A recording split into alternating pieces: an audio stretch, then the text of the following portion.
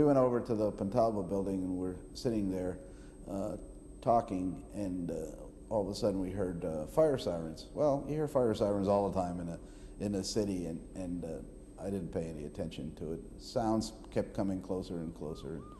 But when the fire truck came came onto St. Anne Street, which is a pedestrian mall, that got my attention.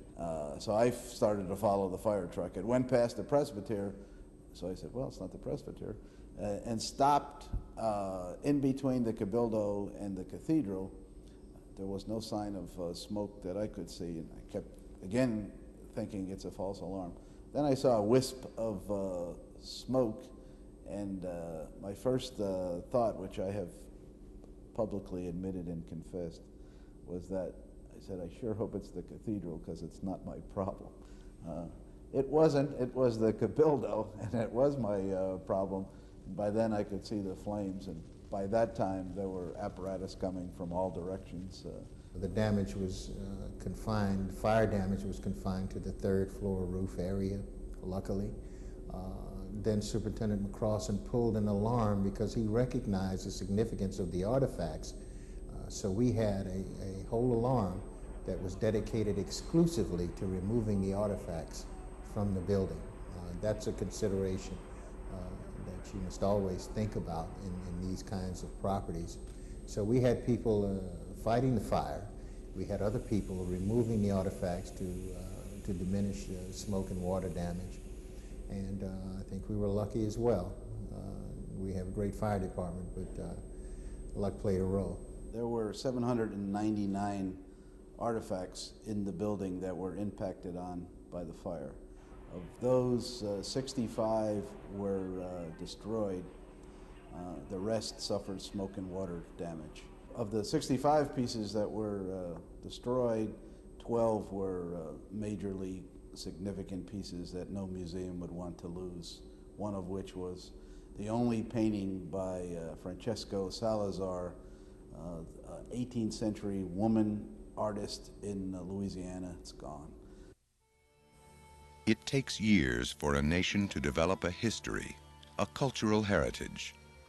Ironically, it takes only minutes for a fire to destroy the buildings and artifacts of our past and present. Fire is a major and constant threat. According to the National Fire Protection Association, between 1980 and 1993, there were nearly 30,000 fires reported in cultural properties. This represents an average annual loss of almost $40 million in damages in the United States alone. But it is impossible to put a real price tag on the loss of historically and artistically significant property. No one is immune to fire losses. New or old facilities, large and small institutions, rural or urban. The NFPA also reported that only a third of the institutions that had fires were using fire detection devices, and less than 10% had any form of fire suppression system. To help address the problem of fire in our cultural properties, the nonprofit National Fire Protection Association assembled a committee of industry professionals. This committee recommends practices and standards for the reduction of fire hazards and for the use of suppression and detection devices, making their findings and publications available through the association. NFPA documents provide the necessary information for anyone who has an interest in fire protection, whether it's the building designer, whether it's the architect, whether it's some legal authority, whether it's the authority having jurisdiction for that municipality, whether it's a concerned consumer or user of the facility. The NFPA documents that specifically refer to a cultural type property are NFPA 910, NFPA 911, NFPA 912, and NFPA 914, which address museums and museum collections, library collections, places of worship, historic places, address those kind of occupancies and address the fire protection needs. The association also works to replace the many myths surrounding fire detection and suppression devices with facts that provide a foundation of understanding about protective systems.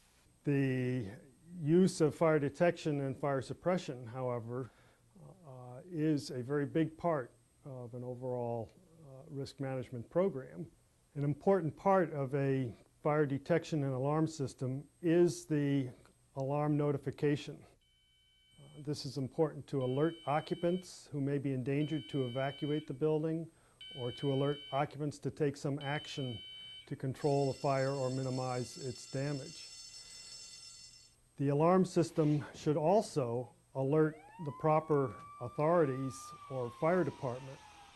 The way a heat detector works is by responding to the increased temperature resulting from the heat that is produced by a fire. A heat detector can be used in almost any place in a building, but there are places where having a faster operating detector, such as a smoke detector, may be preferable. On the other hand, smoke detectors cannot be used in all areas of a building, and where they cannot be, such as in areas that are exposed to very cold temperatures.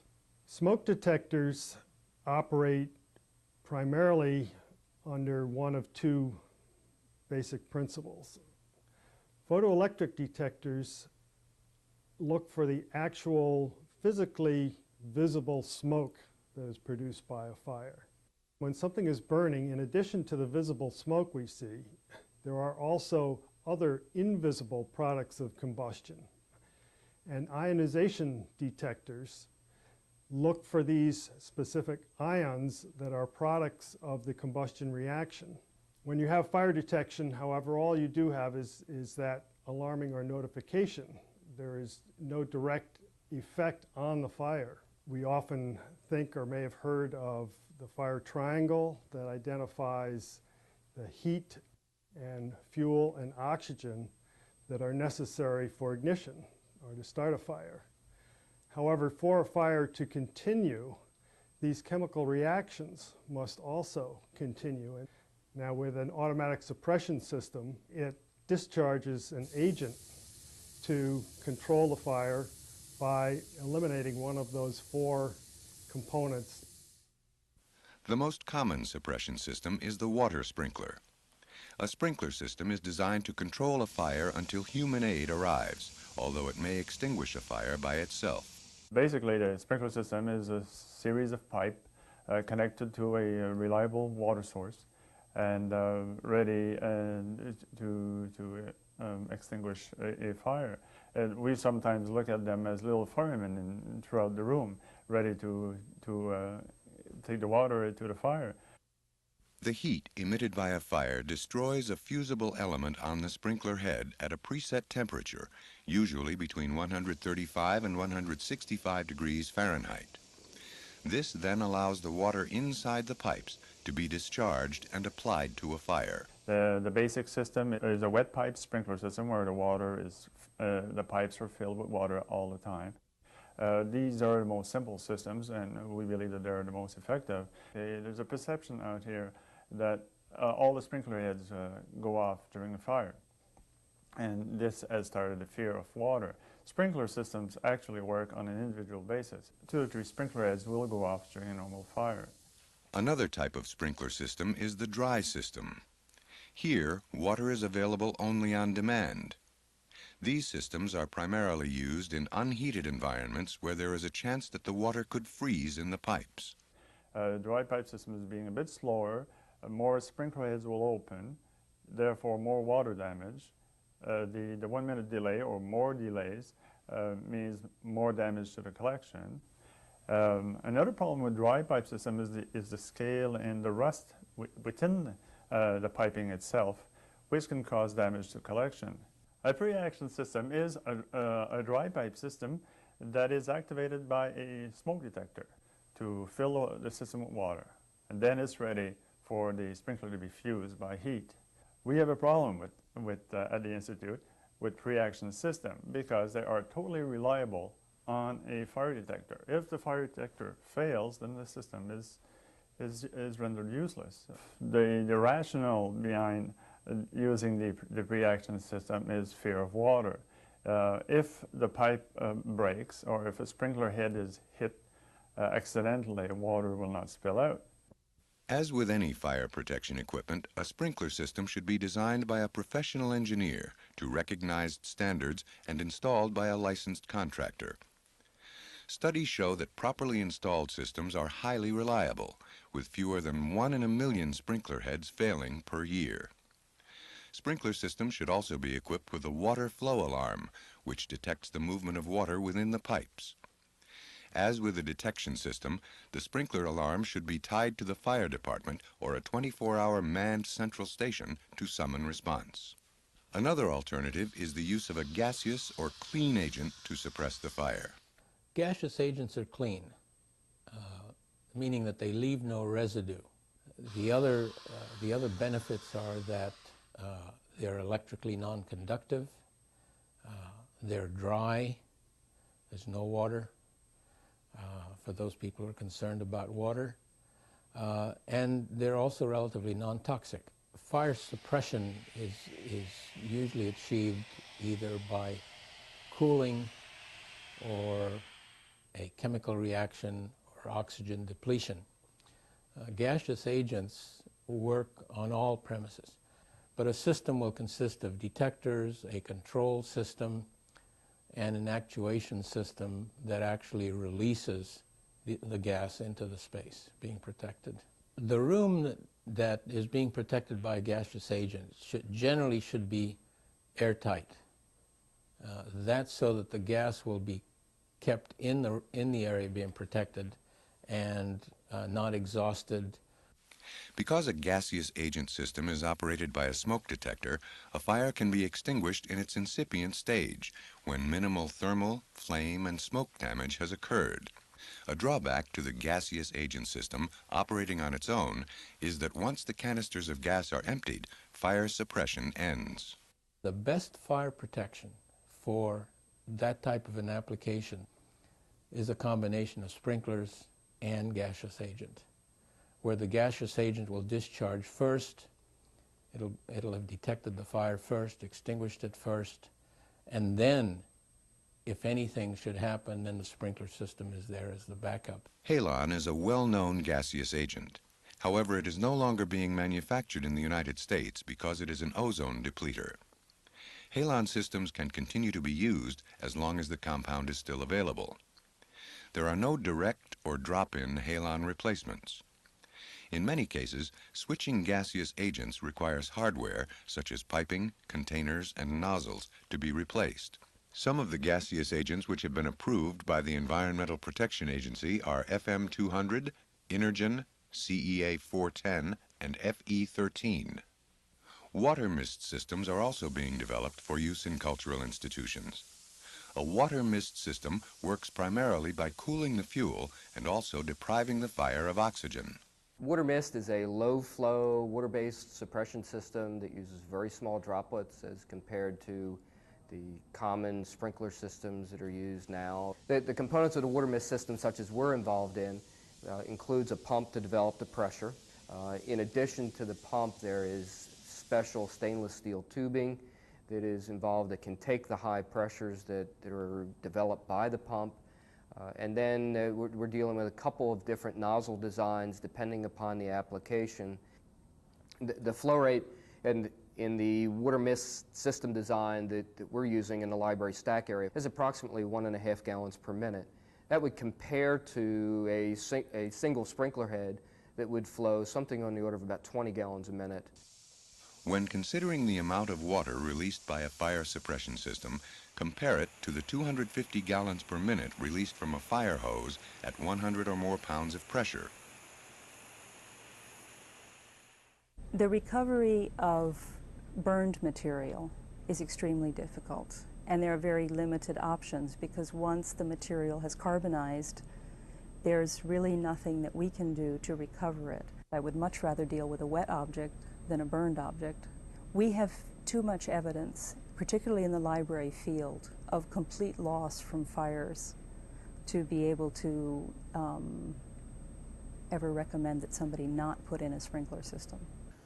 We've installed sprinkler systems in all of our book stacks, in all of our collection areas, except for our rare books, and we're holding our plans on the rare books for the results of the development of the water mist technology.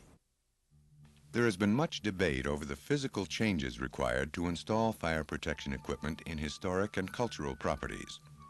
Some people fear that it will be aesthetically displeasing or detract from a visitor's experience, while others feel that it disrupts the historic integrity of the building. The truth is that fire protection systems can often be placed in areas which are minimally intrusive but still effective. In fact, fire protection systems and measures have been in existence since the 19th century. In some situations, they may be considered historic in their own right. Most visitors now expect to see some form of fire protection in place, along with emergency exit signs and lighting. It is important to maintain the historical integrity of our cultural properties. Having a well-thought-out installation can minimize the effect on the building. It may be possible to position pipes in an area which combines effectiveness with aesthetics. In many areas, we'll actually use painted sprinkler heads that we'll get from the manufacturer, and we give them paint chips or paint samples. In some cases, we'll take smoke detectors and do the same thing, where they're disassembled, painted to match the background, and then reinstalled. If we don't use the manufacturer, and especially with sprinkler heads, when you paint a sprinkler head, you now alter the response characteristics of the element itself to the point that you can either cause it to be either slow or non-responsive at all. And so you have to be careful of those types of things, very much so. Sprinkler heads can be installed recessed with plastic caps, which can also be painted to match decor. It is imperative, however, that the factory paint the unit to maintain Underwriters Laboratories' approval. There is also concern that fire protection will not fit within the Secretary of the Interior's preservation standards or cause failure of a Section 106 review. I've done battle with respect to these issues, that early warning systems save lives, fire suppression systems save buildings. There's no question that system can get installed sensitively. Working with the designer, the ones responsible for the shop drawings, and working with the installer. I just fundamentally believe that. So, I don't see it as a problem. Many people, look at it as a problem. I haven't run into a building where a sprinkler system was the determining factor on its ability to meet the standards or not meet the standards. I believe as a member of the National Park Service and as an architect who has specialized in working on historic structures, that in most cases fire protection is accessible and is something that could and should be considered in the protection and preservation of our national resources. There's a general consensus in the UK and in most of Europe that fire detection is essential. There's still some reluctance to accept automatic fire suppression. We've just had a situation where the very first what we call listed building, that is a building designated by government as being of historic interest, has been protected by sprinklers. This is a 12th century house in Scotland, which is now an art gallery. This is now fully sprinkler protected. But of course, it's fully sprinkler protected during a rebuild after a previous fire. If you looked at our historic sites where we have fire protection, you're not going to see detectors concealed. You're going to see them where they belong, where they can do the most good, because I feel, and I think that the Bureau of Historic Sites has kind of come to that conclusion as a group, that it's more important to save the building and it's somewhat less important to preserve every aspect of the aesthetics. Institutions can turn to their local fire department, their insurance carrier, the NFPA, and other special interest groups such as the Fire Suppression Systems Association to learn more about fire prevention. Some institutions don't understand the role of the fire department. We're there to help, not to necessarily enforce the code.